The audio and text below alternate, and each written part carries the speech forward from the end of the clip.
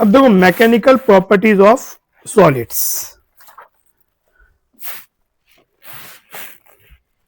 तो mechanical properties of solids क्या होती हैं? इन चैप्टर 6 जो कि हमने चैप्टर 6 एनसीईआरटी में रिजिड बॉडी रोटेशन है,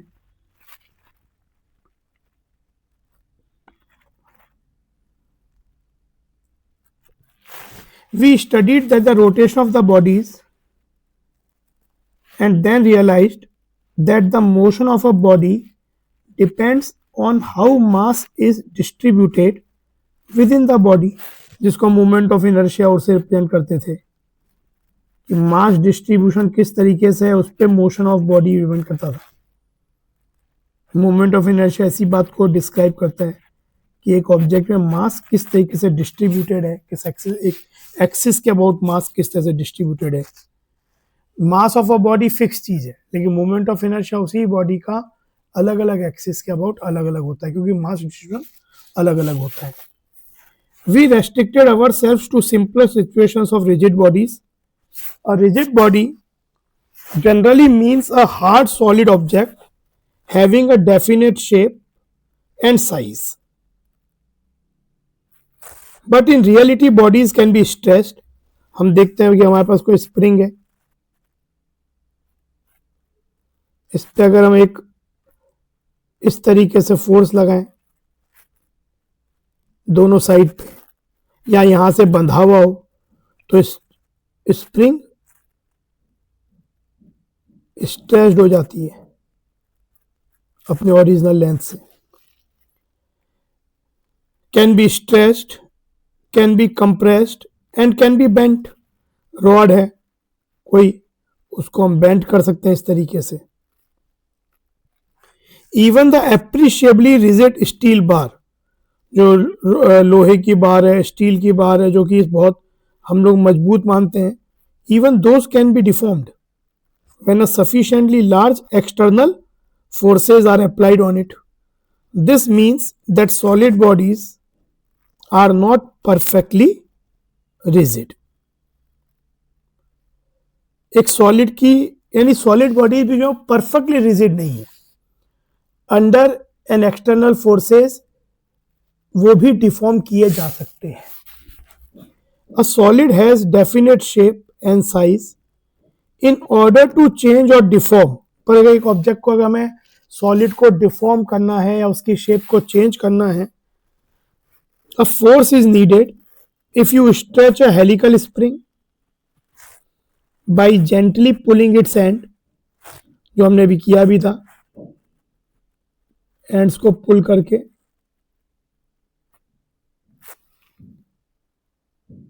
the length of the spring increases slightly. When you leave the ends of the spring, तो हम जब छोड़ देते हैं तो वापस स्प्रिंग अपनी शेप में आ जाता है। It regains its original size and shape. The property of a body, अब ये बहुत इंपॉर्टेंट डेफिनेशन है। The property of a body by virtue of which it tends to regain its original size and shape when the applied forces are removed is known as elasticity. कोई बोले भाई elasticity क्या होती है?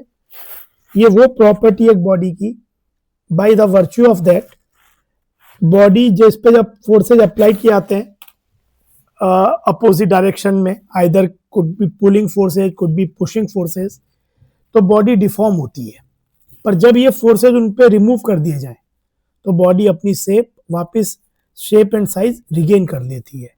तो ये जो प्रॉपर्टी है regaining of it shape and size after removing the deforming forces, it is called elasticity of a body and the deformation caused is known as elastic deformation. However, if you apply forces to a lump or putty or mud, जैसे putty होती है, जिसपे हम putty होती है, जिसको हम लोग कंस्ट्रक्शन में काम करते हैं, मड है, इन पे लेकिन अगर आप जैसे कोई फोर्स लगाओ तो दबी जाता है। मड में अगर पैर से फोर्स लगाओ तो मड और फिर वापस पैर उठा भी लो लेकिन मड वापस नहीं उठती है, वो दब के ही रह जाती है. They have no gross tendency to regain their previous shape and get permanently deformed. Such substances are called plastic and this property is called plasticity. जो अपनी शेप रिगेन ना कर पाए even after when we remove the forces. Putty and mud are very close to ideal plastic. जो putty और mud है वो plastic substances, ideal plastic substances के काफी क्लोज है.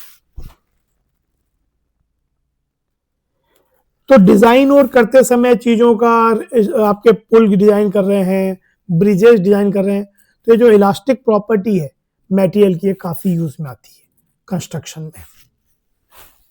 शेप कैसी दी जाए. अब सबसे पहले हम समझते हैं स्ट्रेस एंड स्ट्रेन. यानी यहां पे हम क्या पढ़ने जा रहे हैं इस चैप्टर में. इस चैप्टर में पढ़ने जा रहे हैं कि अगर बॉडीज पे इक्वल एंड अपोजिट फोर्सेस लगाए जाएं, कंप्रेसिव या स्ट्रेचिंग, तो बॉडीज अपनी शेप को डिफॉर्म करती हैं. तो वो डिफॉर्मेशन किस किस तरीके का हो सकता है, उसको मैथमेटिकली हम किन लॉज के थ्रू गवर्न करता है, वो फोर्सेस पे कैसे डिपेंड करता है, मटेरियल की प्रॉपर्टी पे कैसे डिपेंड करता है. तो यही हमारा इस पूरे चैप्टर का सब्जेक्ट मैटर है. तो सबसे पहले स्ट्रेस एंड स्ट्रेन, ये एक जनरल टर्म है.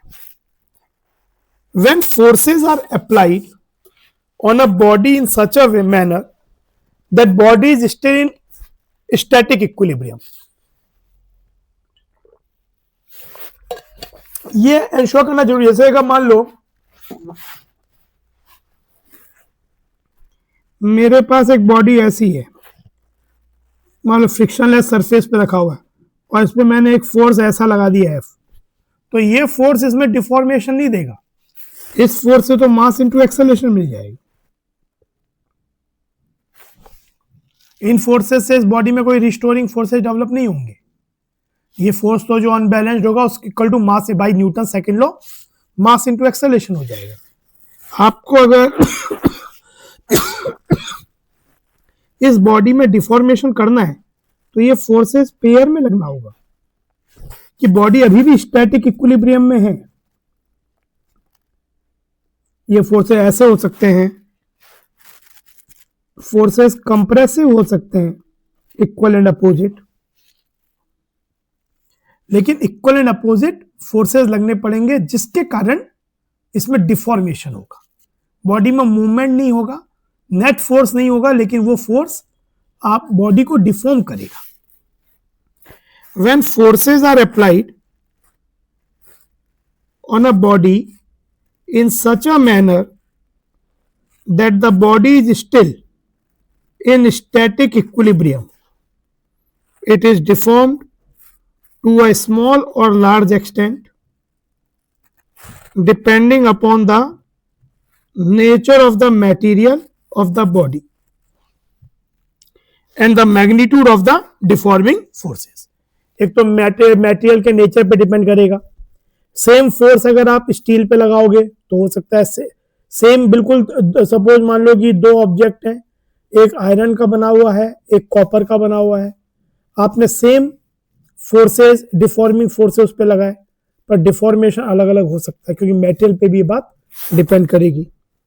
एंड फिर अगर सेम मटेरियल है पर अलग अलग फोर्सेस लगाए तो डिफॉर्मेशन अलग अलग होगा, तो फोर्स पे भी डिपेंड करेगी.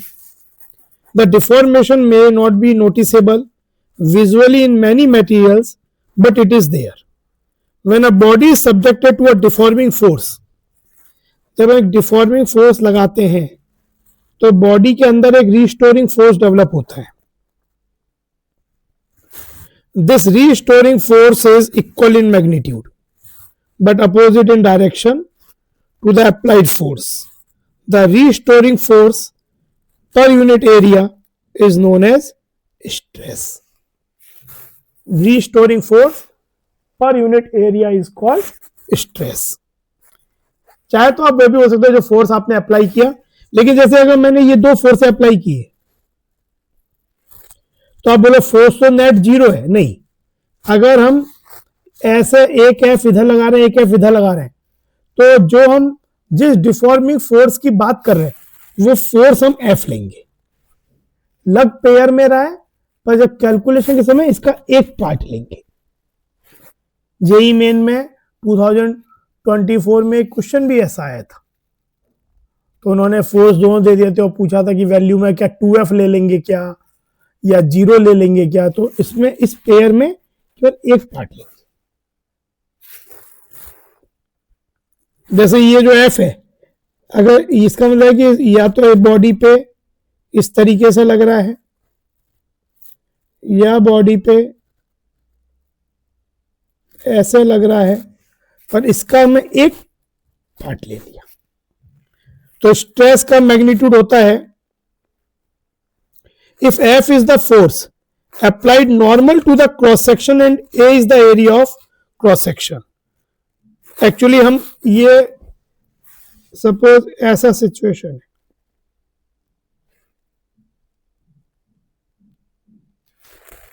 हमने इस पे एक एफ फोर्स लगाया। अगर ये फोर्स खींचने वाला है तो इसे टेंसाइल फोर्स बोलते हैं।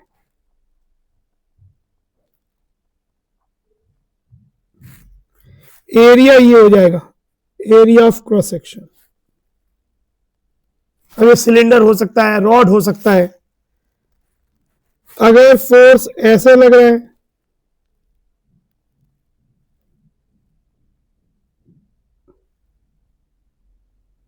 तो ये कहलाता है कंप्रेसिव फोर्स,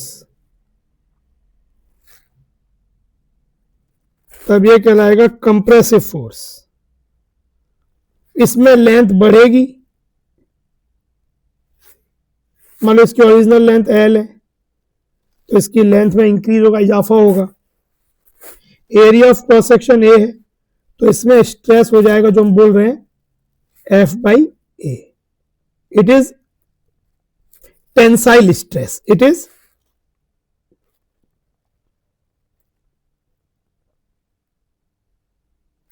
और क्योंकि लेंथ के अलावा लग रहा है रॉड के या कोई यूनिसिलिंड्रिकल रॉड या क्यूबॉइडल रॉड, तो इसको हम लॉन्गिट्यूडनल स्ट्रेस भी बोलते हैं।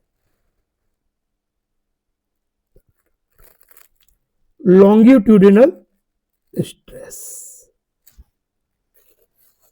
ये लॉन्गिट्यूडनल ये टेंसाइल नेचर का है, ये कंप्रेसिव नेचर का है।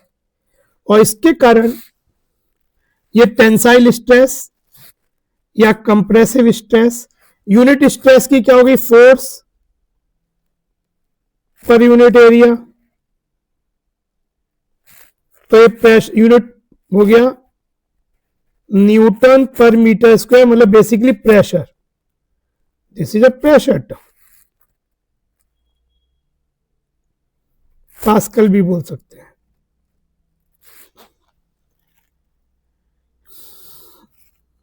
तो ये चीज, तो इसे लॉन्गिट्यूडनल स्ट्रेस बोलते हैं। और इससे जो स्ट्रेन डेवलप, स्ट्रेन क्या होता है, यहां पे जो लॉन्गिट्यूडनल स्ट्रेन है वो हो जाएगा जो चेंज इन लेंथ हुआ delta L by original length, dimensionless quantity होगी, इसे लॉन्गिट्यूडनल स्ट्रेन बोलेंगे। लेंथ के अलॉन्ग हो रहा है।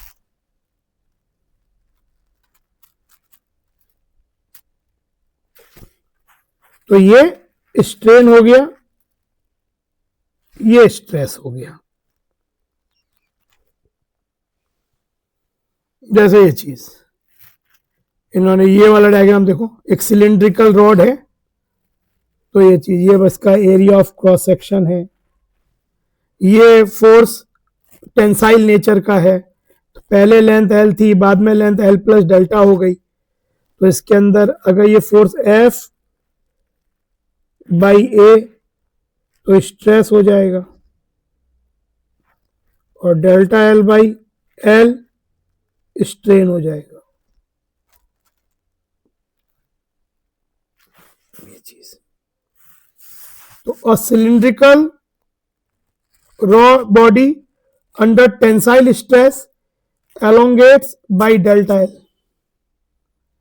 तो ये हो गया आपका longitudinal stress, longitudinal strain. Stress और स्ट्रेन आपस में कैसे रिलेटेड है वो आगे देखेंगे, पर पहले ये स्ट्रेस और स्ट्रेन हो गया। अब आता है next, however if two equal and opposite forces, deforming forces, are applied parallel to the cross-sectional area of the cylinder, as shown in the figure। जैसे ये देखो इस डायग्राम को, ये सिलेंडर था, ऐसे फोर्स लगा, तो इस फोर्स से क्या होगा, ये इस सरफेस के टेंजेंशियल लग रहा है, तो इससे ये जो सरफेस है ये ओरिजिनल से कुछ ऐसा हो जाए। जब किताब पे कभी आप ऐसा फोर्स लगाते हो तो किताब के पन्ने आगे चले जाते हैं ऊपर से, ये दिखा भी रहा है चीज। तो ये हमारा सिलेंडर जो है बेस वहीं रहा, लेकिन ऊपर वाला पोर्शन ऐसे हो गया, टिल्ट हो गया। वॉल्यूम इसके अंदर सेम ही रहेगा, शेप बदल जाएगी। इसके अंदर भी वॉल्यूम सेम रहता है, शेप बदल जाती है। तो इसको बोलते हैं, जो टेंजेंशियल फोर्स लगाया,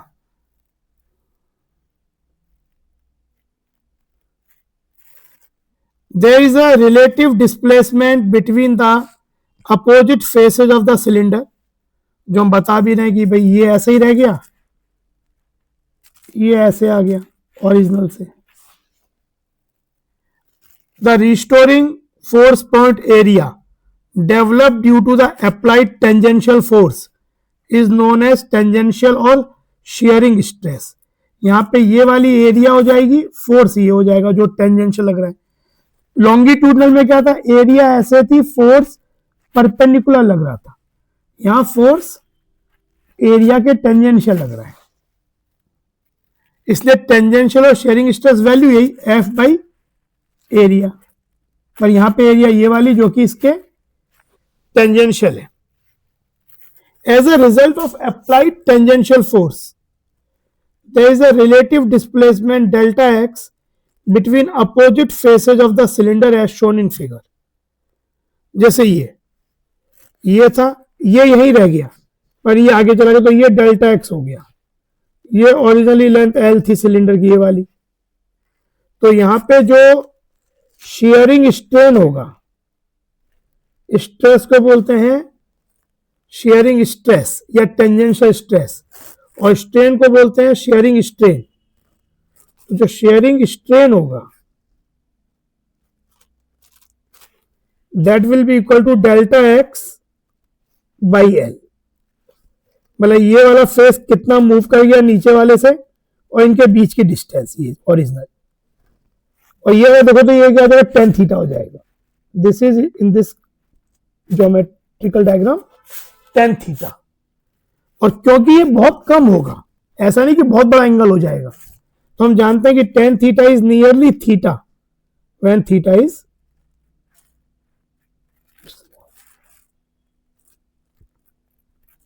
तो ये ऐसा हो जाएगा। तो ये शेयरिंग स्ट्रेन हो गया।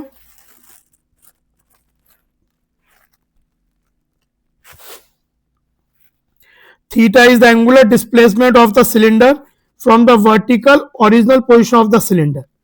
Usually theta is very small, tan theta is nearly equal to angle theta. If theta equal to 10 degree, for example, there is only 1% difference between theta and theta की वैल्यू अगर 10 degree है तो theta की radian में जो value आएगी और जो tan थीटा की वैल्यू आएगी उसमें केवल 1% का डिफरेंस होगा, और tan जीरो तो जीरो ही होता है। It can also be visualized when a book is pressed with the hand and pushed horizontally। हम बहुत बार ऐसा देखते हैं कि अगर बुक को, जैसे ये देखो कि अगर हमारे पास बुक है, बुक को पुश करें तो बुक का नीचे वाला जाता नहीं है, पर ये ऊपर वाला फेस जैसा आगे चला जाता है, ये चीज जैसा आगे चला जाता है। तो ये भी आपका शेयरिंग स्ट्रेस, जब फोर्स ऐसे लगा रहा है ऐसे, तो ये चीज, तो शेयरिंग स्ट्रेन, शेयरिंग स्ट्रेस या tangential stress. And third type है, तो शेयरिंग स्ट्रेन को हमने, क्योंकि थीटा बहुत छोटा होता है तो ऐसे भी लिख सकते हैं। अब ये केस, ये लास्ट वाला केस जो है, in figure 8.1d a solid sphere placed in the fluid under high pressure is compressed uniformly on all sides। भाई क्या होगा, जैसे मान लो कि कोई लिक्विड है, इसके अंदर हमने एक स्फीयर रख दिया, तो इधर से फोर्स, नॉर्मली इस पे फोर्स लग रहा होगा, लिक्विड जो फोर्स लगा रहा होगा, तो उस कारण से क्या होगा, ये हल्का सा कंप्रेस होगा, पर ये अपनी शेप नहीं चेंज करेगा, शेप डज नॉट चेंज।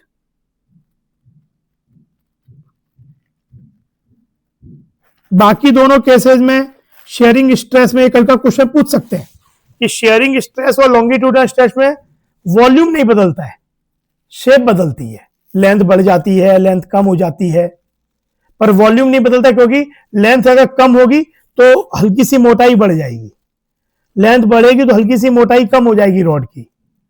ऐसे ही शेयरिंग स्ट्रेस में बुक का वॉल्यूम नहीं बदला, हाँ शेप बदल गई, लेकिन इसमें वॉल्यूम बदल जाता है।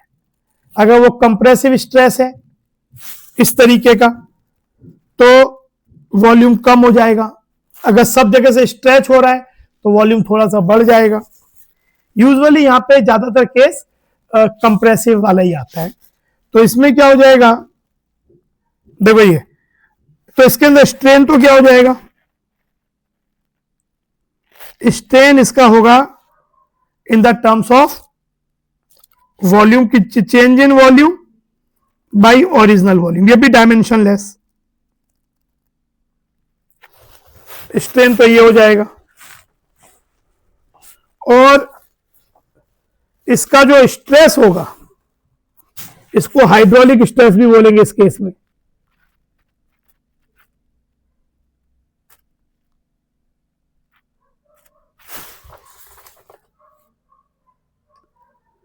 Is in the magnitude equal to hydrolytic, यहां पे जो हाइड्रोलिटिक,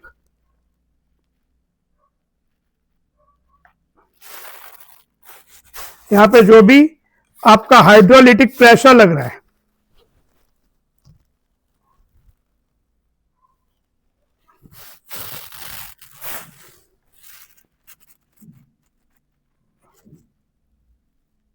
तो फोर्स पॉइंट एरिया क्या होता है, प्रेशर ही होता है, तो हाइड्रोलिटिक पे स्ट्रेस ही हो जाएगा। तो इससे फोर्स पॉइंट एरिया लग रहा है, एरिया ये है परपेंडिकुलर, हर जगह परपेंडिकुलर है, तो ये एफ बाई ए जो होगा, डी एफ बाई डी, हर जगह वो प्रेशर ही हो जाएगा। तो यहां पे आपका इसकी वैल्यू हो जाएगी बेसिकली, ये हाइड्रोलिटिक स्ट्रेस हो गया और वो वॉल्यूम स्ट्रेन हो गया। तो ये आपके तीन तरीके के चेंजेस हो गए। इसमें क्या हुआ, जो बाकी दोनों थे, लॉन्गिट्यूडनल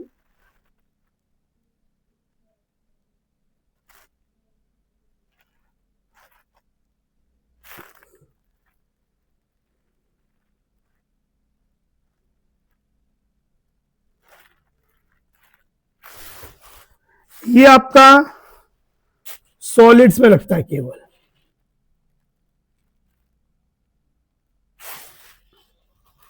लेकिन जो आपका हाइड्रोलिटिक वाला चीज है,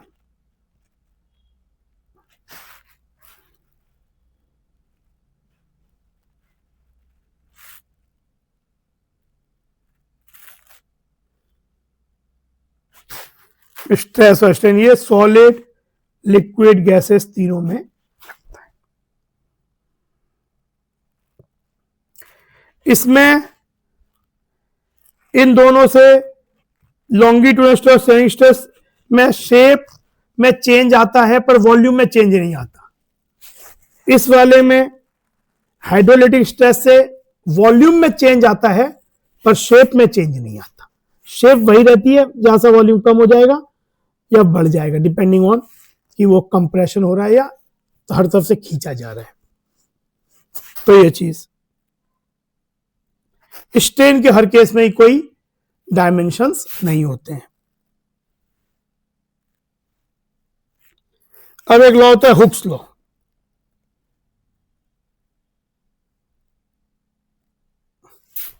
हुक्स लॉ इन जनरल जो है वो स्ट्रेस और स्ट्रेन को रिलेट करता है, relates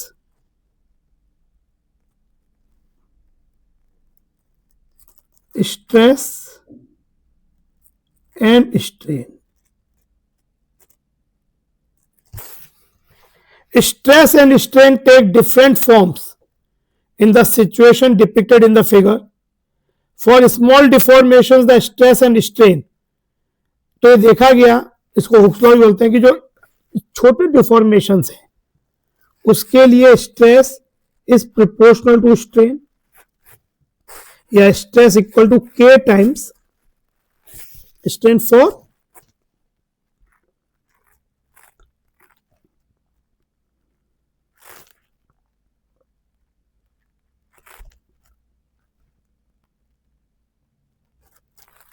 small deformations. K is called the proportionality constant और इसी को हम मॉडुलस ऑफ इलास्टिसिटी भी बोलते हैं। इसी को हम मॉडुलस ऑफ इलास्टिसिटी बोलेंगे। In case of longitudinal stress, compressive या tensile, this will be called Young's modulus of elasticity, material की प्रॉपर्टी। In case of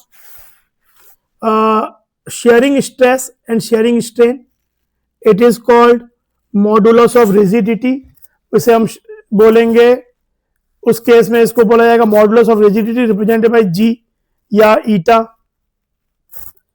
Then in case of third hydrolytic stress के केस में इस कांस्टेंट को बोला जाएगा बल्क मॉडुलस ऑफ इलास्टिसिटी।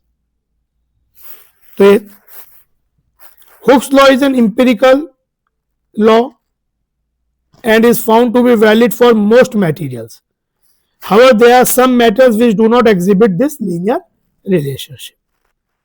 अब एक कर्व होता है very important, stress strain curve. Stress strain curve generally ये जो हमें बनाया है एक मेटल वायर के लिए बनाया है, और यंग्स वायर है तो क्या होगा, वायर के एंड्स पे फोर्स लग रहा होगा, टेंसाइल या कंप्रेसिव, हम टेंसाइल लगा रहे हैं, तो क्या होगा, ये लॉन्गिट्यूडनल स्ट्रेस और लॉन्गिट्यूडनल स्ट्रेन का सिनेरियो है। तो आपके पास ये typical stress strain curve, very important curve. तो ये जो कर्व है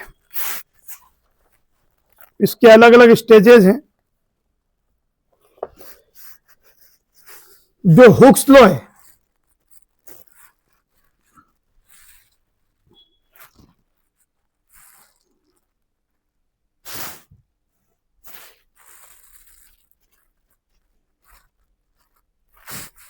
स्ट्रेस यहां पे वाई एक्सिस पे ड्रॉ किया है, ये बोलता है के टाइम्स स्ट्रेन, यानी लीनियर कर्व। तो जो ये ओए है, ओए पहला, तो ये वाली चीज तो लीनियर कर्व है। अगर देखो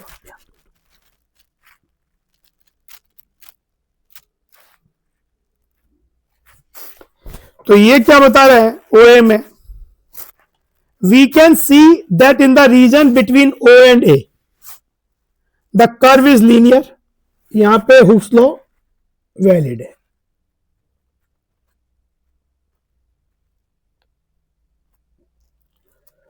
यहां पे हमने बहुत ज्यादा स्ट्रेस, मतलब यहां तक स्ट्रेस इधर तक ही अप्लाई किया, बहुत ज्यादा अप्लाई नहीं किया।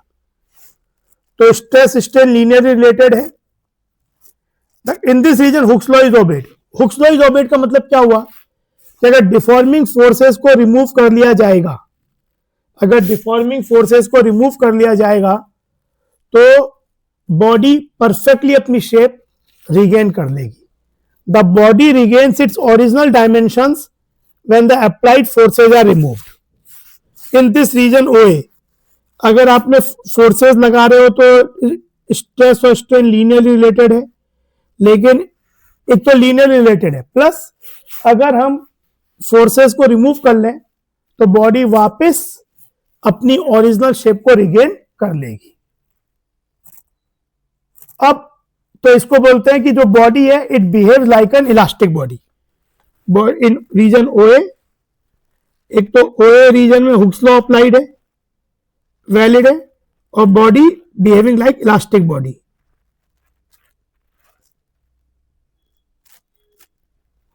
इलास्टिक बॉडी की तरह काम कर रही है. इन रीजन A से B, A से B रीजन में, AB रीजन में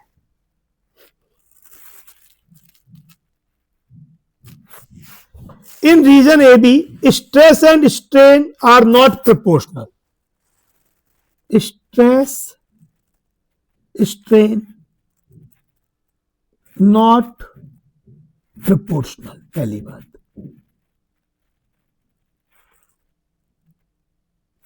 Proportional नहीं है, but body is still elastic.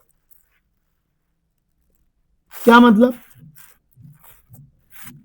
कि स्ट्रेस और स्ट्रेन लीनियरली रिलेटेड नहीं है, तो ग्राफ बता भी रहा है बात. लेकिन अगर हम फोर्सेस को रिमूव कर लेंगे तो बॉडी अभी भी अपनी ओरिजिनल डायमेंशंस में आ जाएगी. When the forces are removed body अभी भी इलास्टिक है. फिर लेकिन जो पॉइंट बी है,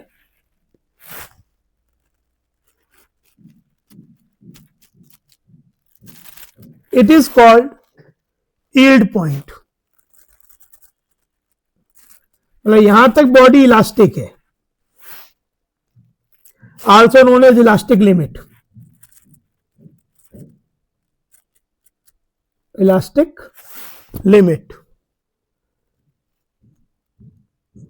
and the corresponding stress is known as yielding strength.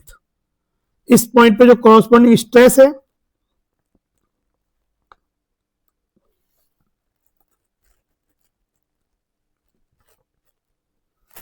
yielding strength.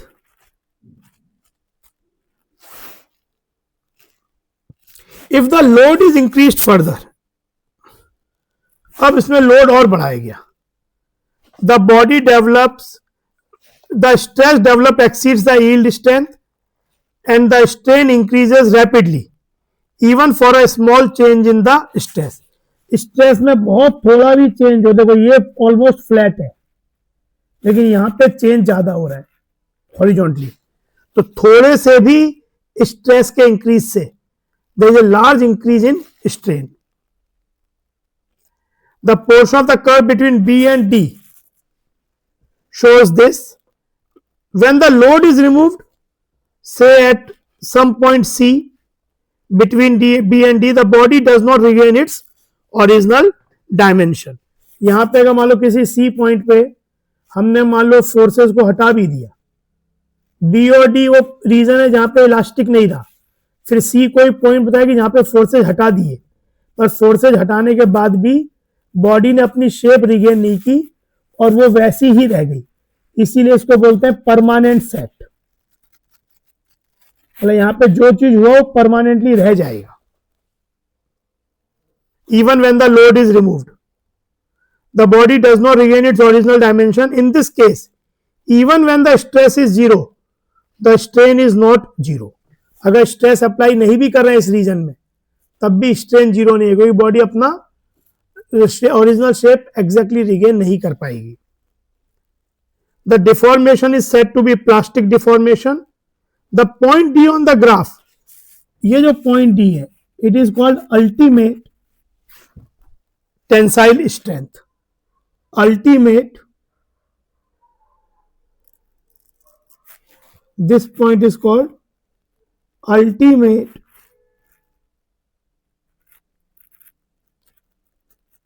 tensile strength.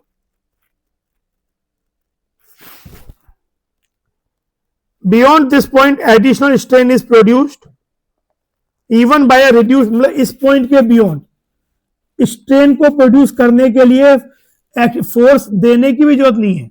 Force कम करोगे, रिड्यूस फोर्स करोगे, तब भी लेंथ अपने आप बढ़ती जाएगी।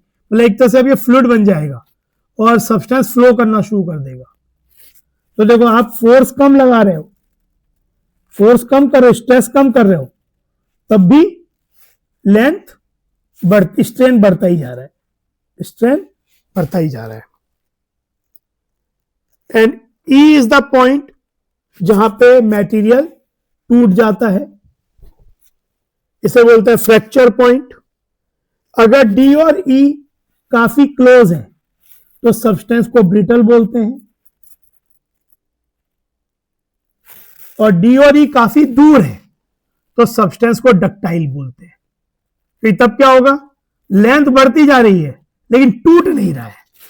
पर यहां पे अगर ये बहुत क्लोज है, मतलब जैसे ही ये अपने इस लिमिट पे आया फ्रैक्चर पॉइंट पे, मतलब जैसे ही ये अपने डी पॉइंट को क्रॉस किया अल्टीमेट टेंसाइल स्ट्रेंथ को, थोड़ा सा ही चेंज होने पे टूट गया।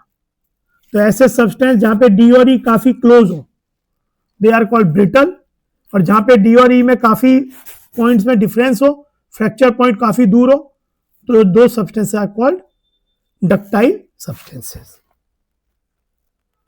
तो ये चीज, तो this is the in general एक मेटल वायर का कर्व होता है, कर्व का नेचर होता है स्ट्रेस और स्ट्रेन का रिलेशन, या stress strain curve. Important curve है, चीजें आ जाती है, पूछ लेते हैं, रीजन के बारे में इंफॉर्मेशन पूछ लेते हैं कि इस रीजन में क्या होता है, ये सब चीजें।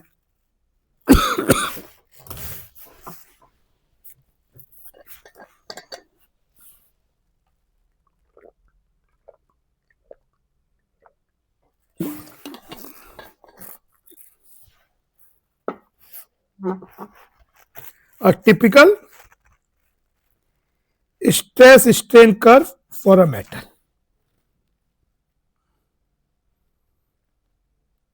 फिर ये देखो, पर हर कर्व ऐसा ही हो जरूरी नहीं है। जैसे ये है stress versus strain curve for elastic tissues of aorta, the large tube vessel carrying blood from the heart. तो यहां पे स्ट्रेस बढ़ रहा है, स्ट्रेन भी बढ़ रहा है, पर ये लीनियर रिलेशन नहीं है, तो ये हुक्स लॉ वैलिड नहीं यहां पे। फिर as stated earlier, the stress strain behaviour varies from material to material. For example, rubber can be pulled to several times its original length and still returns to its original shape. Rubber जो होता है काफी देर तक elastic limit में रहता है, पर rubber का नेचर, रबर भी लीनियरली नहीं चेंज होता, रबर का कर्व ऐसा होता है, HCV में दिया हुआ है रबर के लिए कर्व ऐसा होता है। स्ट्रेस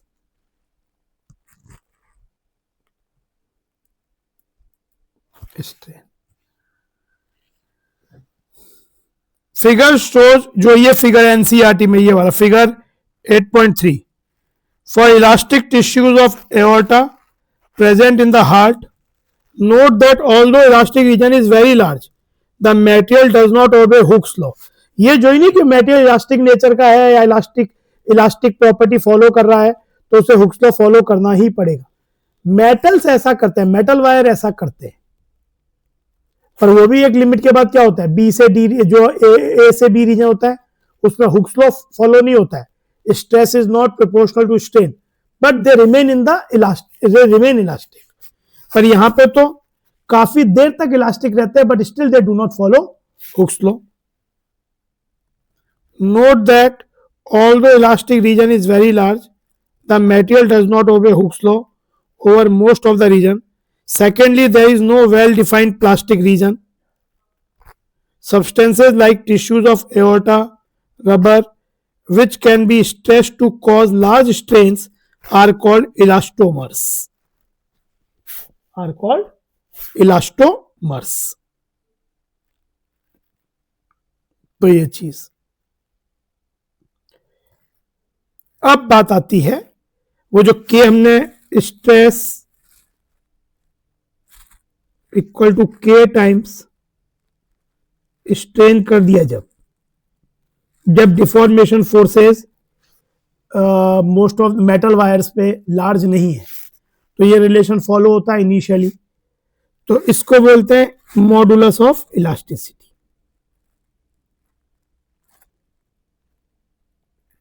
मटेरियल की प्रॉपर्टी होती है।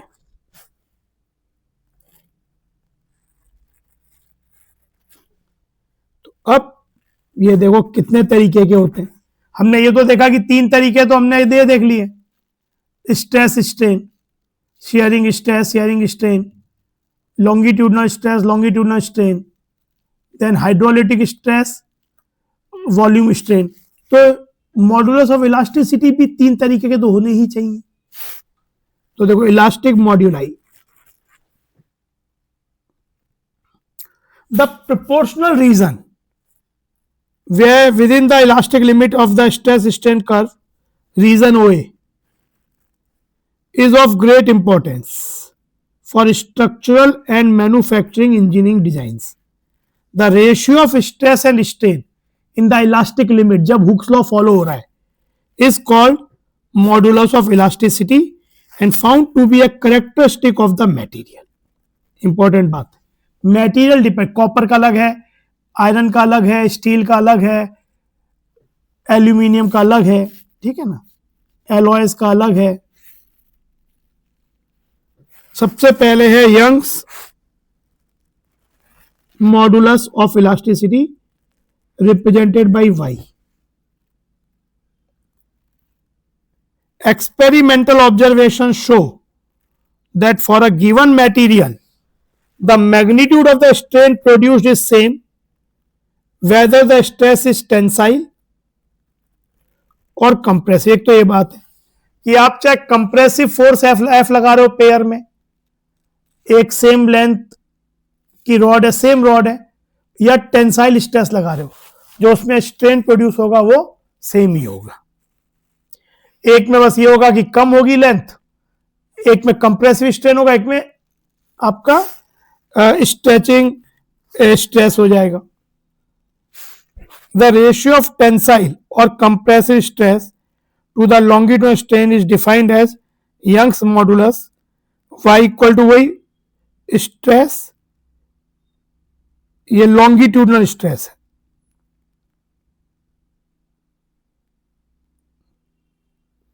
लैंग्वेज ध्यान रखो, अलग अलग बुक में अलग अलग ये सिग्मा डेल्टा, कहीं अभी सिग्मा हम लोग पॉइजन रेशियो के लिए भी यूज करेंगे, rather than sigma longitudinal stress और longitudinal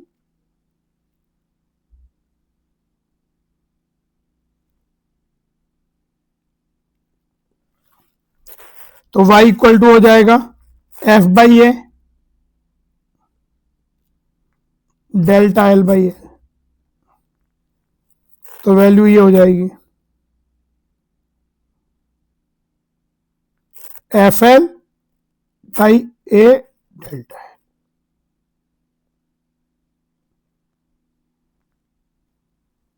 Since strain is a dimensionless quantity, the unit of, भाई स्ट्रेन तो क्या है, डायमेंशनलेस क्वांटिटी है,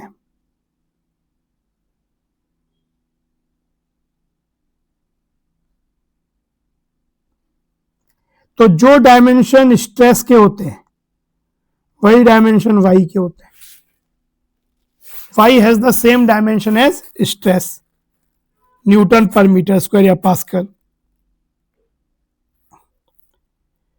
जितना ज्यादा वाई होगा मेटेरियल उतना ज्यादा इलास्टिक होगा। क्या मतलब कि आपके जैसे स्ट्रेन क्या हो गया,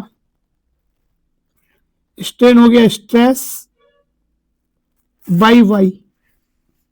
तो अगर आपके पास 2 मेटेरियल है, एक का वाई ज्यादा है, तो जिसका वाई ज्यादा है उसमें सेम स्ट्रेन प्रोड्यूस करने के लिए you need to apply more stress.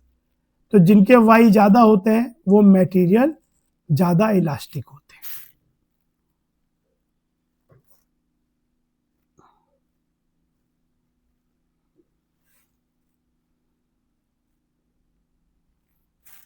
जैसे एल्यूमिनियम का Y70 है, कॉपर का 110 है, तो copper is more elastic then aluminium. Wrought iron is more elastic than copper. Steel is even more elastic. तो ये चीजें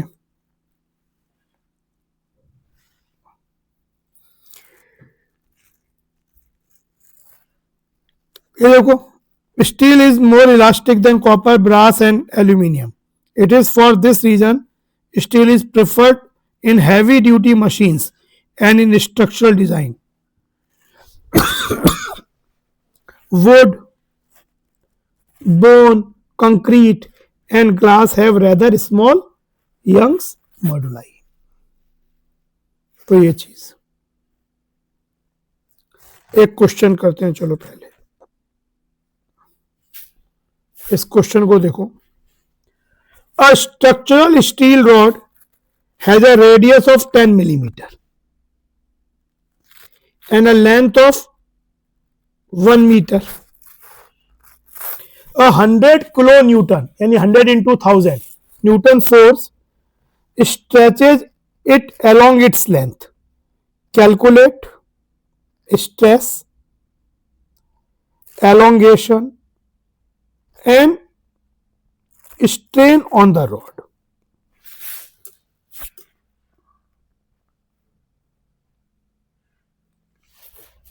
तो देखो,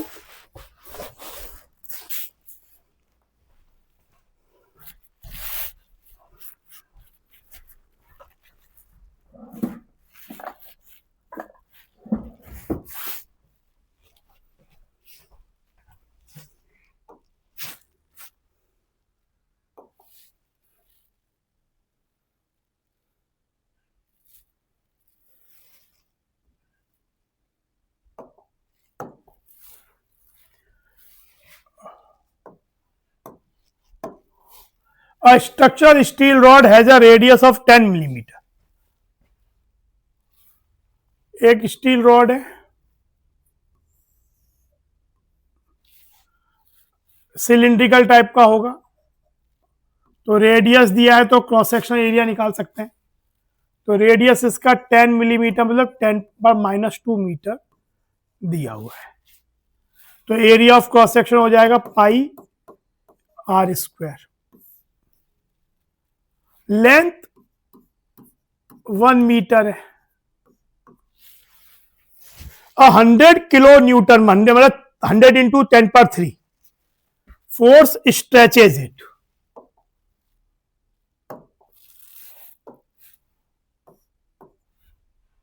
ये स्ट्रेचिंग फोर्स लग रहा है। F is 100 into 10⁻³ Newton.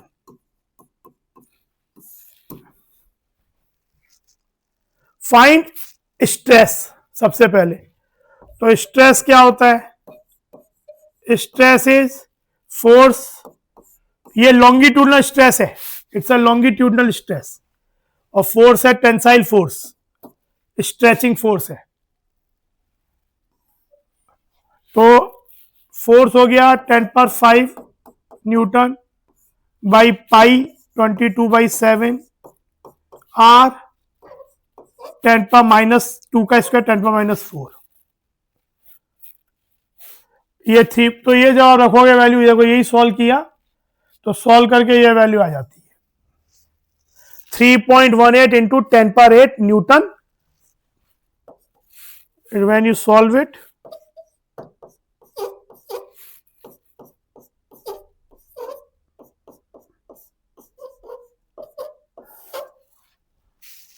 फिर सेकंड बात पूछा है एलोंगेशन। एलोंगेशन होता है y की वैल्यू दी हुई है, यंग मॉडुलस दिया हुआ है, तो y इक्वल टू होता है स्ट्रेस बाई स्ट्रेन। वो हो जाएगा, स्ट्रेस तो निकाल ही चुके हम, डेल्टा L बाई एल। तो डेल्टा L हो जाएगा stress into L by y। तो L तो 1 मीटर है, stress already you have found,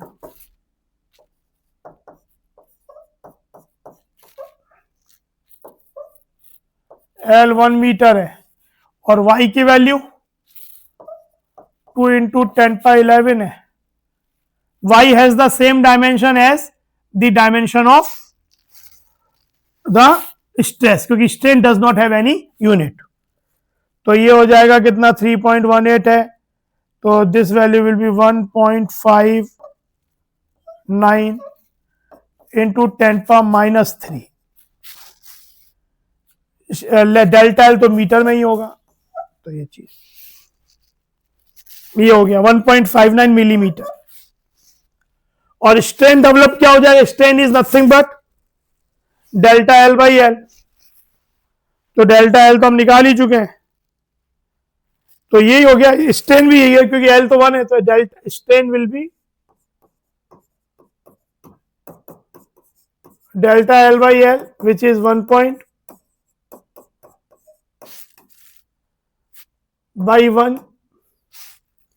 तो यही हो गया. परसेंटेज में चाहिए तो क्या, फ्रैक्शन में इन परसेंटेज चाहिए, वैसे पूछा नहीं है, और परसेंटेज चाहिए तो क्या इंटू 100 कर दो तो 0.159 हो जाएगा इंटू 100 करने से. तो ये आपका स्ट्रेस स्ट्रेन और का एक बहुत सिंपल सा प्रॉब्लम ये हुआ. एक तो देख लो, समझ लो.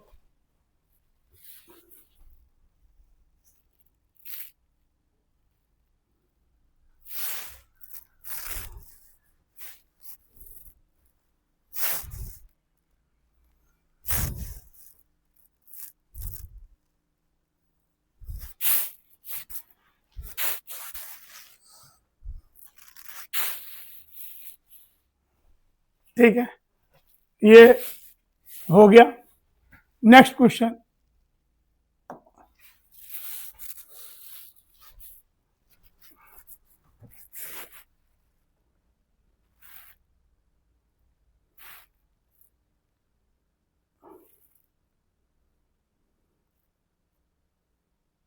ये देखो इस क्वेश्चन को.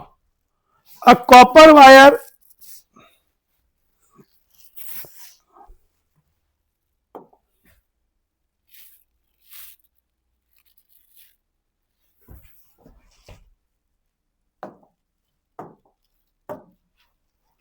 a copper wire of length 2.2 meter and a steel wire of length 1.6 meter. Copper wire की length L1 2.2 metre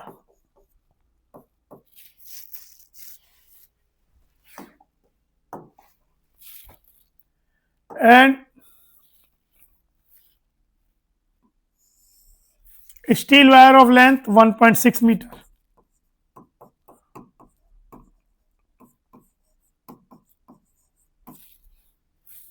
both diameter 3 millimetre, diameter 3 millimetre है तो रेडियस 1.5 मिलीमीटर हो जाएगा. Are connected end to end connect किए गए. When stressed by a load, मान लो यहां पे एक लोड लगाया गया,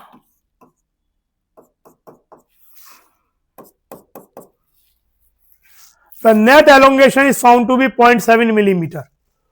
Obtain the load applied. मान लो लोड W है या F भी कह सकते हो, F की लोड को F कह लो.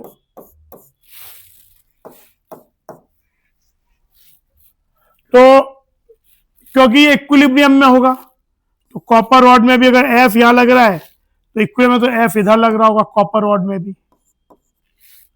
इवन यहां पे ये F इधर ब्रेक का है तो इस वाले रॉड में भी जो स्टील रॉड है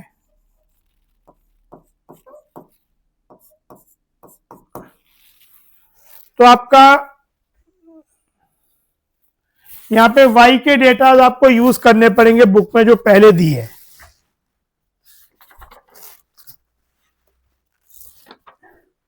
हाँ, यंग मॉडुलस हमें जो टेक्स्ट बुक में दिए हुए हैं टेबल में वहां से मैं तुम्हें अप्रोच बता दे रहा हूं.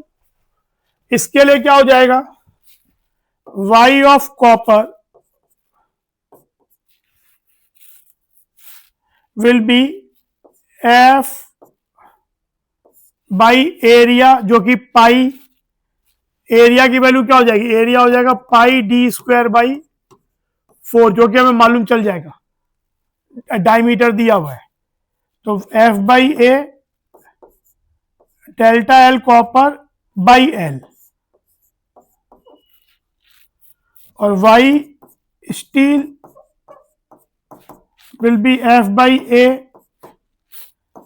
Delta L steel by L steel. अब एक तो हमें क्या दिया हुआ है, कंबाइंड नेट एलोंगेशन दिया हुआ है। तो पहले डेल्टा एल कॉपर कितना है, डेल्टा एल कॉपर है F L copper by area Young modulus of copper. Delta L steel होगा F L steel by area, वही है, एरिया मालूम है हमें, फोर्स नहीं मालूम है, लोड नहीं मालूम है, एल कॉपर, इन दोनों का सम दिया हुआ है, नेट एलोंगेशन ऐड कर दो। तो delta L plus delta L steel हो गया नेट एलोंगेशन, जो कि दिया हुआ है is F by A L copper by Y copper, ये दोनों मालूम है, L steel by Y steel, ये भी मालूम है, एरिया मालूम है, ये वाली वैल्यू मालूम है, नेट एलोंगेशन 0.7 मिलीमीटर, मतलब 0.7 इंटू 10⁻³ मीटर। एफ निकालना है, area pi D square by 4, ऐसा ही सिस्टम में रखेंगे। Length of copper 2.2 metre, Y copper table से मिल जाएगा, ये 1.6 मीटर, वाई स्टील टेबल से मिल जाएगा। तो आपके पास अननोन केवल एफ है, तो वही निकालना भी आपको, ऑब्टेन द लोड अप्लाइड। तो ये क्वेश्चन हो जाएगा, you can find the question in this manner.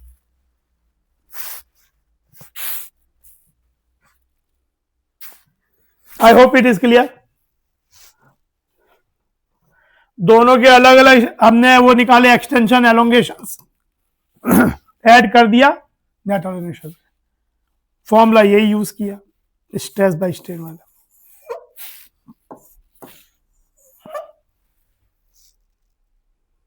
यहां पे क्योंकि इक्विलिब्रियम में, तो एक बार हमने इधर ब्रेक किया, तो ये एफ है, तो यहां भी एफ ही लग रहा होगा, तभी तो इक्विलिब्रियम में, तो यहाँ और यहां पे भी एफ और एफ लग रहा होगा। तो जो फोर्स, स्ट्रेस के लिए फोर्स चाहिए, वो इस पेयर का एक कंपोनेंट ले लेंगे, डिफॉर्मिंग फोर्स है ये, टेंसाइल फोर्स, तो F by A delta L. तो ये चीज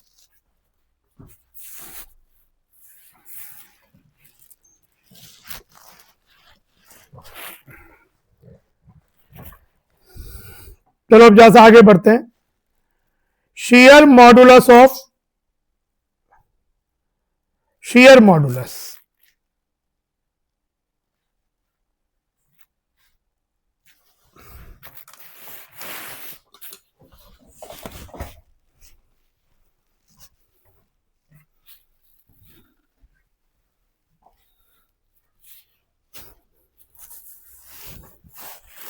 the ratio of shearing stress, shearing stress को आपका टेंजेंशियल स्ट्रेस भी बोलते हैं।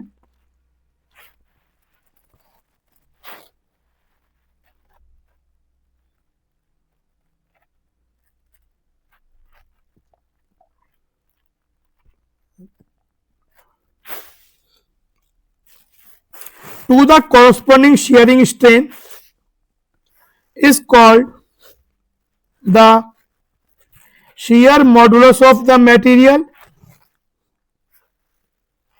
रिप्रेजेंट जी समटाइम्स ईटा से भी रिप्रेजेंट करते हैं। It is also called modulus of rigidity, modulus of rigidity भी कह सकते हैं, शेयर मॉडुलस ऑफ मेटेरियल भी बोल सकते हैं, जी से या ईटा से रिप्रेजेंट करते हैं, अभी हम जी से कर रहे हैं बुक में, तो जी इक्वल टू यहां पे क्या होगा, इस तरीके का एक सरफेस है, दो अपोजिट सरफेसेस, टेंजेंशियल फोर्सेस लग रहे हैं, तो उसके कारण से ये लेटरली शिफ्ट हो जाएगी इस तरह से, ये एंगुलर डिस्प्लेसमेंट होगा and sharing strain is delta x, ये वाली लेंथ एल और ये जो लेंथ होगी which is tan theta, which is nearly theta because this thetas are very small. तो G इक्वल टू हो जाएगा F बाई एरिया ये वाला सरफेस का, यहाँ पे फोर्स पैरेलल लग रहा है, टेंजेंशियली लग रहा है, जबकि लॉन्गिट्यूडनल स्ट्रेस में फोर्स परपेंडिकुलर लगता था।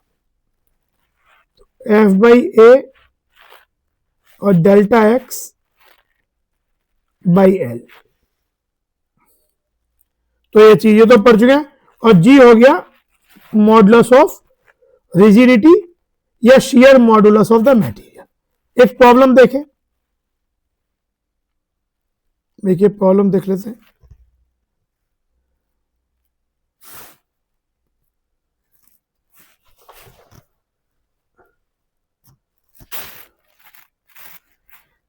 अच्छा एक बात और ध्यान रखो कि जनरली जो शियर मॉडुलस होता है,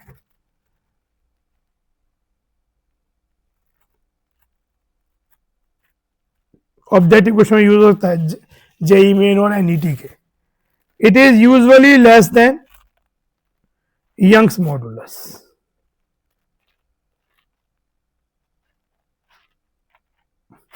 और normally it is nearly equal to y by 3, यानी कि मुझे किसी मटेरियल का यंग्स मॉडुलस ऑफ इलास्टिसिटी दिया हो तो I can find using this relation shear modulus of elasticity या rigidity, modulus of rigidity। ये देखो क्वेश्चन,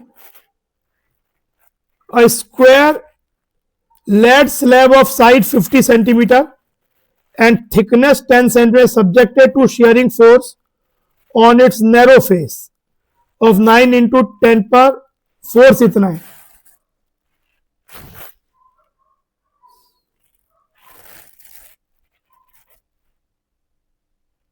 एक स्क्वायर फेस है, तो स्क्वायर लेड स्लैब मतलब एक्चुअली क्या हो जाएगा, ऐसा हो जाएगा। देखो तो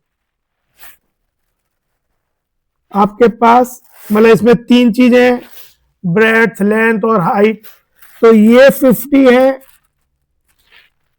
ये 50 है,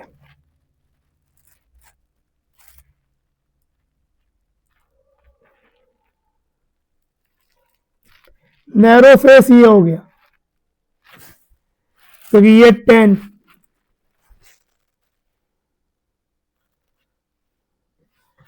square lead slab of side thickness, thickness ये है, is subject to a shearing force on its narrower face, the lower edge is riveted to the floor, how much will the upper edge will be displaced. तो force यहां लग रहा है, इसको rivet कर दिया गया, तो ये शिफ्ट होगा इस तरीके से, आगे स्लाइड हो जाएगा।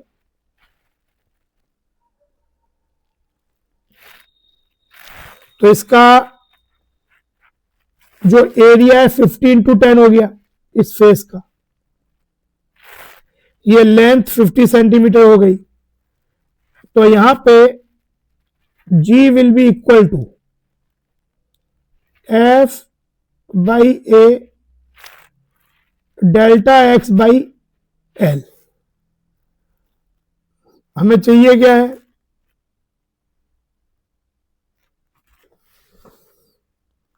How much will the upper edge is displace, delta X निकालना है। तो delta X equal to F L by A G. तो F तो कितना दिया है, 9 into 10 power 4, length 0.5 metre, area 50 into 10 हो जाएगा 500 centimetre square which becomes 0.05 into 10 power minus 4 metre, तो 0.05 metre square.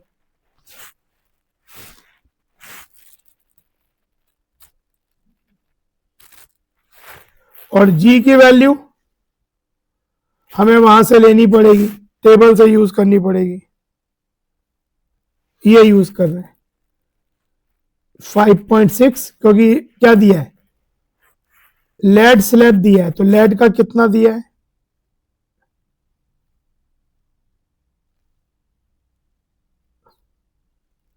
Five point six into 10⁹, ये चीज जी की वैल्यू ये यूज कर लेंगे, तो इससे आंसर आ जाएगा। इस इक्वेशन में यूज करना है, इंटू जी, जी ये यूज कर लेंगे, तो you will get the delta x की कितना डिस्प्लेस हुआ।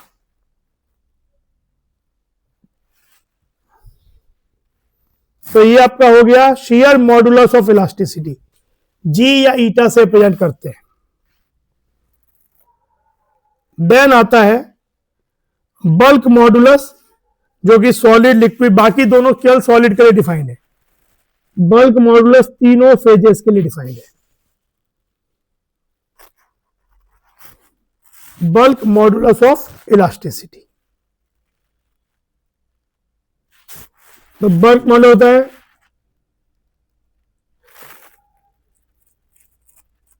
Hydrolytic strain stress by volume strain.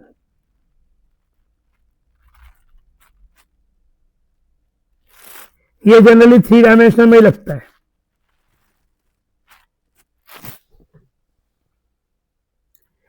In section 8.3 we have seen that when a body is submerged in a liquid, in a fluid, it undergoes a hydrolytic stress equal in magnitude to the hydrolytic pressure. This leads to the decrease in the volume of the body, thus producing a strain called volume strain. The ratio of hydrolytic stress to the corresponding hydrolytic strain is called bulk modulus. It is denoted by B. B equal to hydrolytic stress pressure हो जाएगा delta V by V, पर यहां पे एक minus आगे लगाते हैं। Minus लगाने का मतलब क्या है कि देखो, जैसे जब इस पे प्रेशर, जैसे ये बॉडी थी, इस पे प्रेशर ऐसे लग रहा है, तो इसका शेप नहीं बदला लेकिन वॉल्यूम बदल गया। और ये डेल्टा वी, जब प्रेशर आप इसमें ज्यादा लगा रहे हो तो डेल्टा वी जो है वो नेगेटिव हो गया। प्रेशर इंक्रीज किया तो डेल्टा वी नेगेटिव हो गया। तो लेकिन bulk modulus always positive quantity है, तो ये बता रहा है कि प्रेशर अप्लाइड अगर पॉजिटिव है, बढ़ा रहे हैं, तो डेल्टा वी नेगेटिव है, लेकिन उस नेगेटिव को पॉजिटिव करने के लिए आगे एक माइनस लगाते हैं। The negative sign indicates the fact that with an increase in pressure, actually ये डीपी होता है इंक्रीज, जितना पहले लग रहा है उसके बाद में एक्स्ट्रा जो लगाया, a decrease in volume occurs, that is if P is positive, delta V is negative. Thus for a system to be in equilibrium, the value of bulk modulus B is always positive. Acid of bulk modulus तो वही होगी जो stress की होती है। ये एक another important बात है कि जो रेसिप्रोकल ऑफ बी होता है, this is known as compressibility.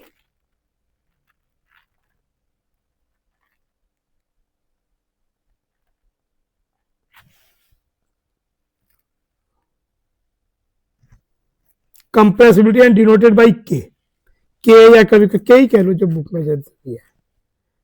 Defined as fractional change in volume per unit, reverse हो जाएगा ये। Fractional change in volume per unit increase in pressure. One ये just reciprocal of B. Bulk moduli for solids are much larger than for liquid and which are again much larger than gases. Bulk modulus of elasticity solids का कहीं ज्यादा होगा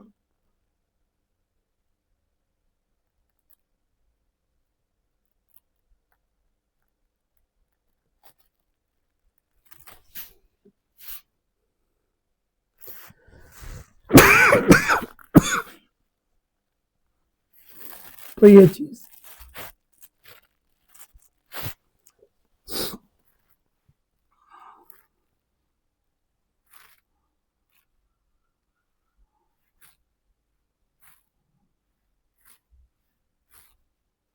ये table बता चुका हूं बातें, पर फिर भी एक बार.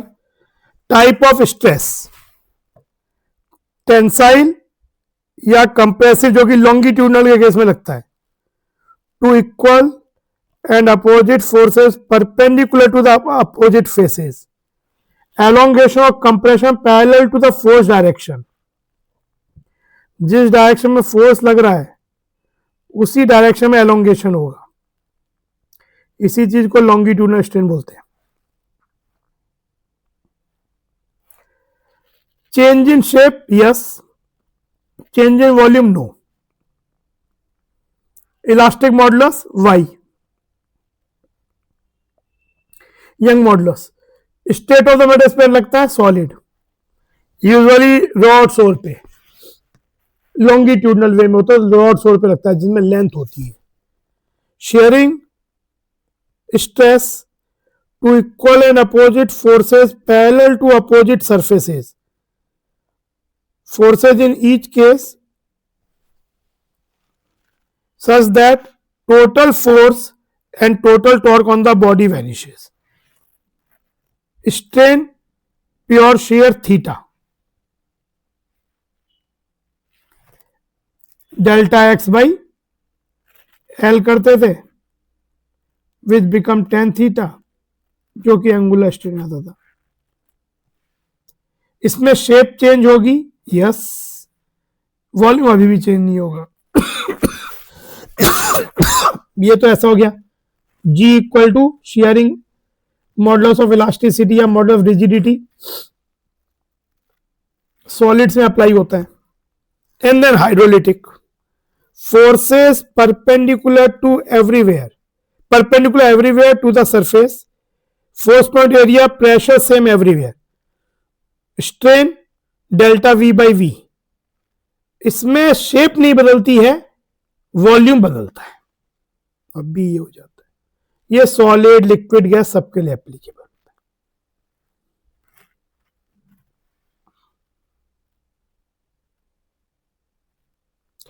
The solids are the least compressible whereas gases are the most compressible. Gases are about 1,000,000 times more compressible than solids. Gases have large compressibility which vary with pressure and temperature. The incompressibility of solids is primarily due to the tight coupling between the neighboring atoms. The molecules in liquids are also bound with their neighbors but not as strong as in solid. Molecules in gases are very poorly coupled to their neighbors. तो ये चीज, अब एक relation होता है, book में नहीं दिया है पर जेई मेन में काफी बार पूछा. पर इससे पहले क्यों देखो पॉइजन रेशियो की, उसमें ये वाला टर्म भी इन्वॉल्व होगा. पॉइजन रेशियो, ये एक चीज देख लो, फिर मैं एक रिलेशन बताता हूं.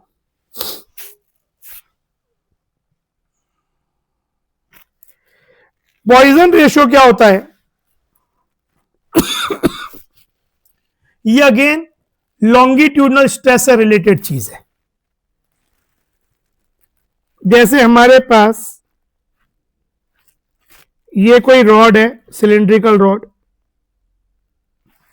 इस पे हमने एफ फोर्स लगाया पेयर्स में, ये आपका टेंसाइल फोर्स है, तो क्या होगा? स्ट्रेच होगा ये.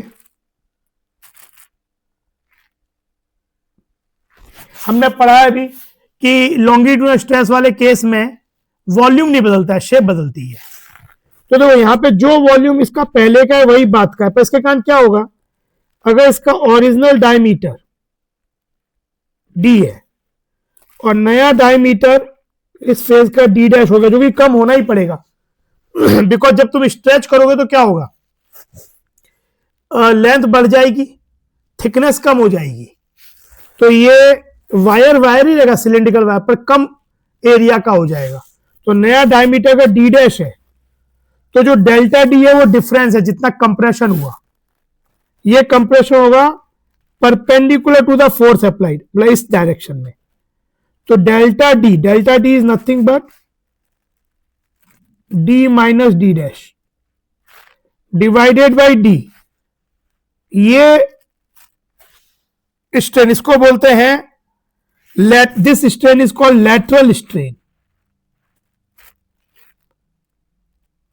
जो कि फोर्स अप्लाइड के परपेंडिकुलर है। और लॉन्गिट्यूडनल स्ट्रेन जो होता है, ये पहले लेंथ एल थी, बाद में increase in length suppose delta L हो गया, ये length L plus delta L हो गई, तो delta L by L it is called longitudinal strain, जिससे यंग मॉडुलस रिलेटेड होता है। Longitudinal stress by longitudinal strain is Y.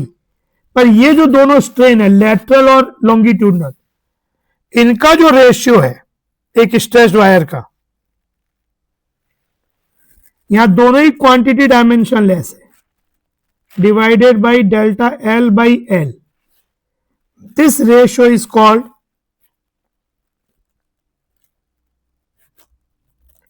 Poisson's ratio and usually represented by sigma.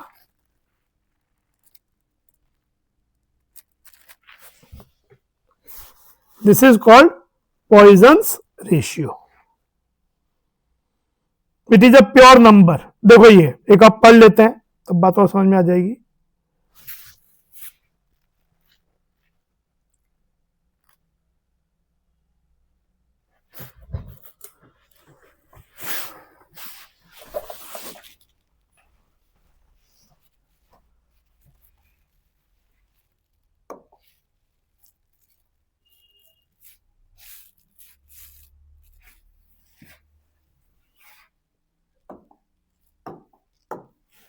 The strain perpendicular to the applied forces is called lateral strain. Along the applied forces is called longitudinal strain. जैसे जब ये होता था, जब आप ये काम करते हो, ये फोर्स लगाया स्ट्रेन प्रोड्यूस करने के लिए, टेंसाइल फोर्स पेयर्स में, तो लेंथ इस डायरेक्शन में बढ़ती है अलोंग द फोर्स, तो इसको बोलते हैं लॉन्गिट्यूडनल स्ट्रेन। पर जब ये बढ़ता है तो थिकनेस कम होती है कि वॉल्यूम को सेम रहना है, तो जो ये डायमीटर जितना कम हो जाएगा delta D by original diameter, it is called, radius के टर्म में ही बोल सकते हो, delta R by R, lateral strain. ये क्या होगा, फोर्स जिस डायरेक्शन में लग रहा है उसके perpendicular, lateral strain is directly proportional to longitudinal strain.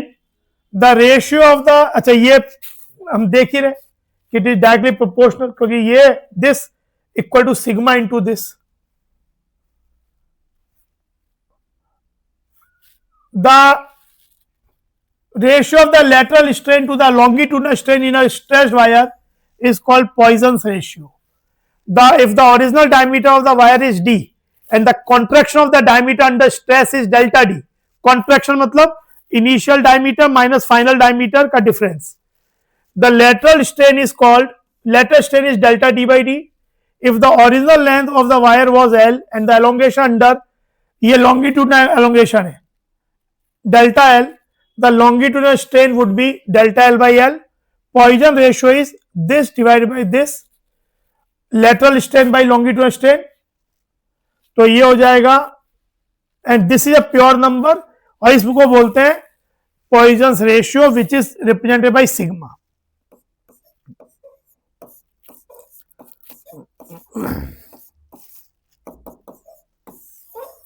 ये हो गया. Poisson ratio is a ratio of two strains. It itself is a pure number and has no dimension or units. Its value depends only on the nature of the material. For steels, the value is between 0.28 and 0.3, and for aluminum alloy, it is about 0.33. तो ये चीज.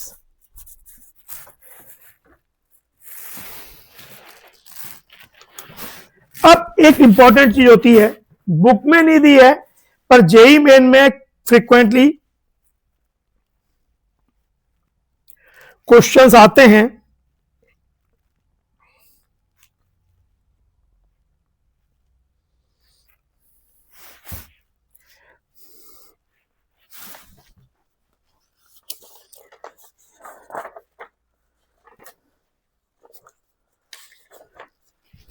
एक relation होता है,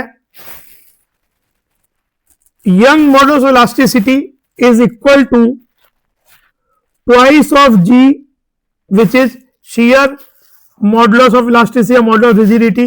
इसे कभी कभी eta से रिप्रेजेंट करते हैं. 1 plus sigma, sigma is the Poisson ratio, equal to 3b 1 minus 2 sigma. G को कभी कभार ये भी लिखा हुआ मिल सकता है. वाई इसमें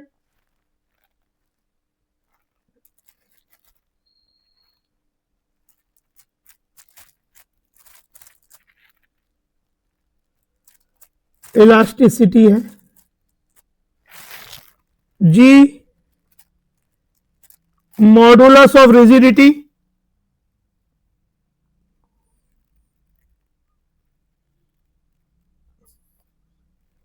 या shear modulus of material.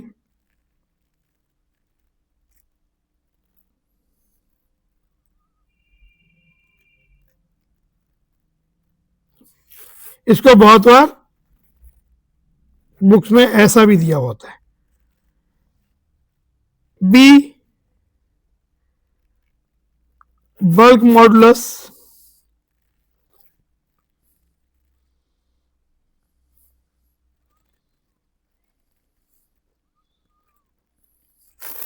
B को बहुत बार ऐसे भी कहते हैं minus DP divide DV by V, जब डिफरेंशियल फॉर्म में तो माइनस वी. डीपी पॉजिटिव होगा तो डीवी नेगेटिव होगा, तो टू मेक इट पॉजिटिव आगे माइनस है, और प्रेशर रिड्यूस करेंगे तो वॉल्यूम बढ़ेगा. और कंप्रेसिबिलिटी जो होता है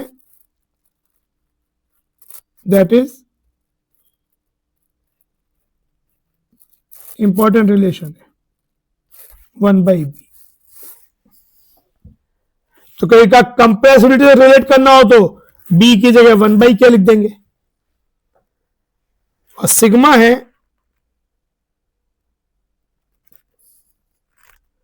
Poisson ratio which is delta d by d. Radius के टर्म में बोल सकते delta r by r equal to sigma delta l by l. ऐसे कह सकते हो. ये पॉइजन रेशियो है. Lateral strain by longitudinal strain, relation ही है. अब इसमें से हो सकता है कभी इनके बीच में आ जाए, कभी इनके बीच में आ जाए, तो आप एक बार ये लिख लोगे तो फिर आप जो भी क्वेश्चन में जैसे पूछा है आंसर दे पाओगे.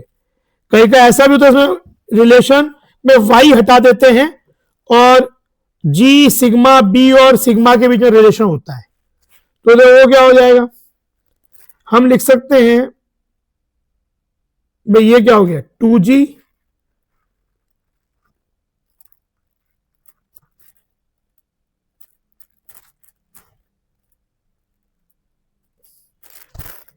तो 2g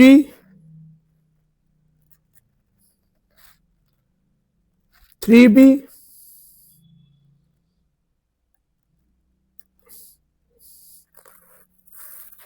2g plus 6b sigma is 3b minus 2g, तो सिग्मा इक्वल टू हो जाएगा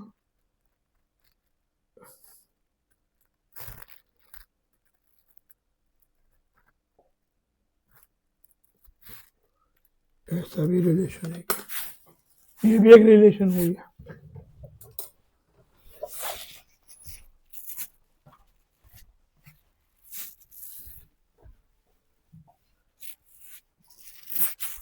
ये चीज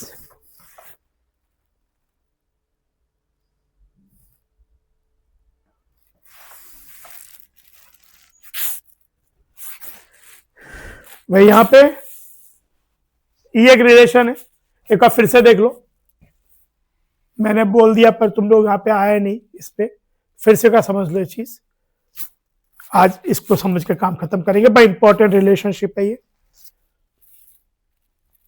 लिख दिया मैंने पर फिर से मैं एक बार बता देता हूं, सुन तुम लोगों ने लिया पर यहां पे दिख नहीं रहा था because of the some glitch.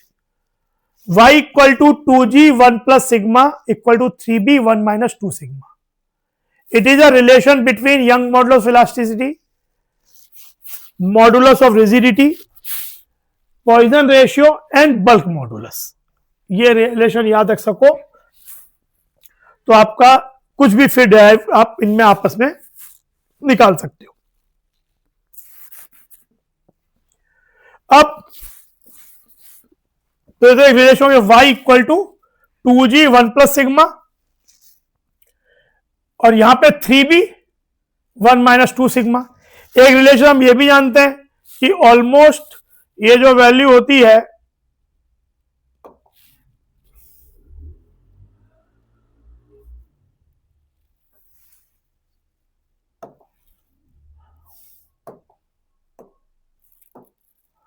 g की वैल्यू ऑलमोस्ट y/3 होती है, एक रिलेशन ये भी हम जानते हैं।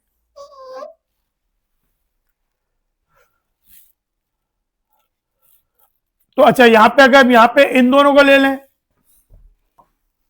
तो y हट गया पर तब ये बन गया, सॉल्व किया सिग्मा क्या मिला 3b माइनस 2g सॉल्व करके 2g प्लस 3b। एक चीज याद रख लो, ये एक रिलेशन इंपॉर्टेंट है, बल्क मॉडुलस,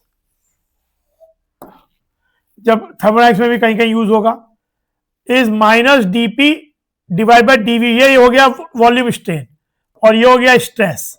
माइनस ये बता रहा है कि अगर dp पॉजिटिव है तो dv नेगेटिव होगा, तो to make bulk modulus positive आगे माइनस है, और dp अगर कम कर दिया नेगेटिव मतलब प्रेशर कम कर दिया तो dv पॉजिटिव हो जाएगा, तब भी रेशियो नेगेटिव आएगा तो minus will make it positive. तो फाइनली ये ऐसे लिखा जाता है minus v dp by dv, minus v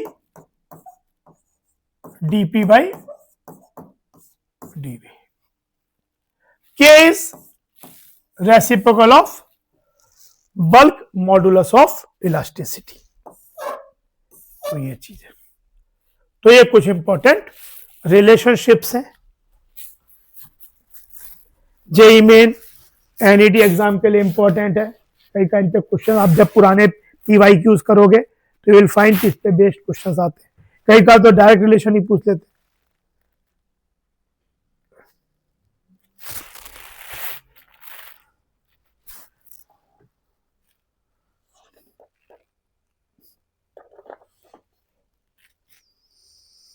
ठीक है, एक क्लास में हम एक दो चीज, elastic potential energy of a stressed wire और एक सेल्फ वेट के कारण एक रॉड में क्या एलोंगेशन होता है वो, ये दो चीजें, और फिर प्रॉब्लम्स देखेंगे नेक्स्ट क्लास में और ये चैप्टर खत्म कर देंगे। उससे इसमें है भी नहीं कुछ।